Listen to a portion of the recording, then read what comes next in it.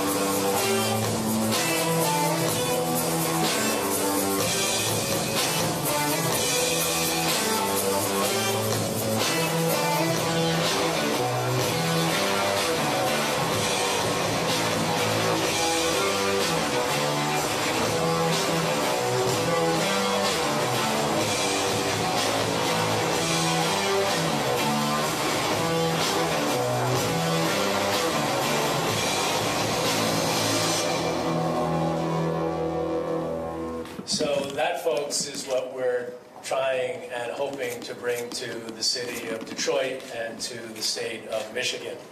And it's a real pleasure for me to be in this packed room with so many people that are trying to work with us and with our partners here to make that concept a reality. I want to start by thanking Dan and his family of companies and all of his staff that's been so engaged in the last couple of meetings that we've been having, and Arn and your partner Tom for your belief in our league, and you and I have been talking about this a long time. And Matt, if you can look at some of these TV monitors, you will see many MLS stadiums that have been built and designed by the Rossetti family. And I want to thank you, Matt, for your early belief in Major League Soccer. And as I think as we get through this presentation, you'll see that the stadium and the stadium location is a very important and key part of this plan. As some of you who follow us will know, that this is a league that started just in 1996, and it was born out of the 1994 World Cup. And Roger Faulkner, who's sitting here in the front, raise your hand there, Roger, was involved in the Detroit venue here in 1994. And the head of that World Cup was a guy named Alan Rothenberg, who was from Detroit and an alum of the University of Michigan. And when FIFA made the decision many years ago, it was in the early 90s, to bring the World Cup to the United States, they said, if we agree to do that, you, the United States, need to commit to build a professional soccer league at the highest level. And our league was founded in '96 with 10 teams, and here we are today, just slightly more than 20 years after that World Cup, and we are now entering our 21st season with a league that's playing with 20 teams. In the next number of years, we'll expand to 24 teams, and recently announced that we're going through a process to determine the timing of what our next 4 teams will be after that. And Detroit is one of 7 cities that's raised their hand and said, basically, what about us? And it was interesting timing at that point, because as we were thinking about where would it be smart for MLS to expand our footprint, we have leagues, teams throughout the United States and Canada. Detroit was one of those markets that intrigued us. Part of it is geographic location and our need and desire to expand the geography of Major League Soccer. But more importantly, if you look at the passion and the energy and the millennial-driven and ethnic diversity that exists in that video, that's the kind of dynamic that exists right here in this city. This is a city on the rise. We say that we are a league on the rise. We say we're a league for a new America, and I think Detroit is a city that is part of a new America. And all of those connections are a very important part of what has gotten us very excited about the possibilities of expanding here. There are a couple of things that drive success in all pro sports. It's clearly driven the success of Major League Soccer.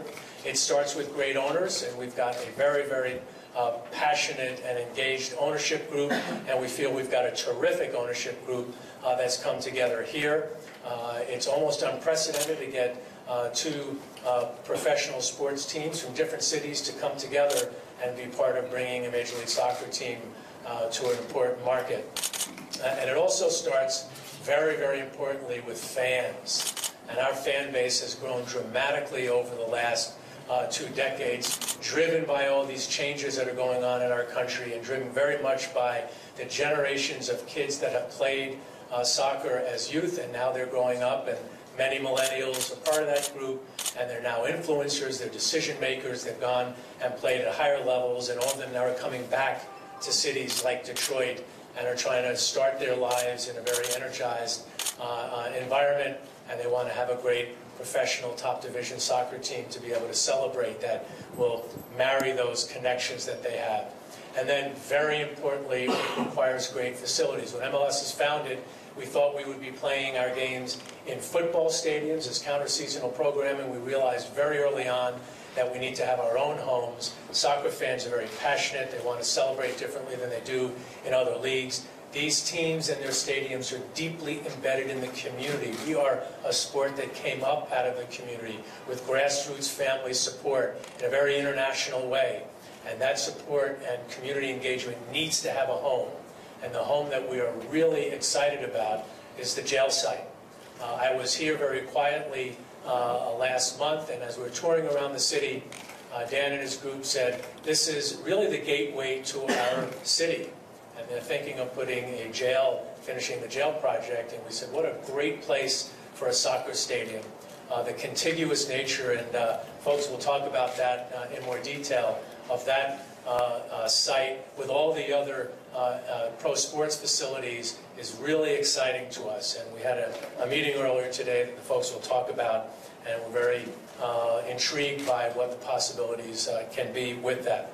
There are a couple of things that are really important with the city. A lot of MLS connections beyond Roger and now in Rothenburg.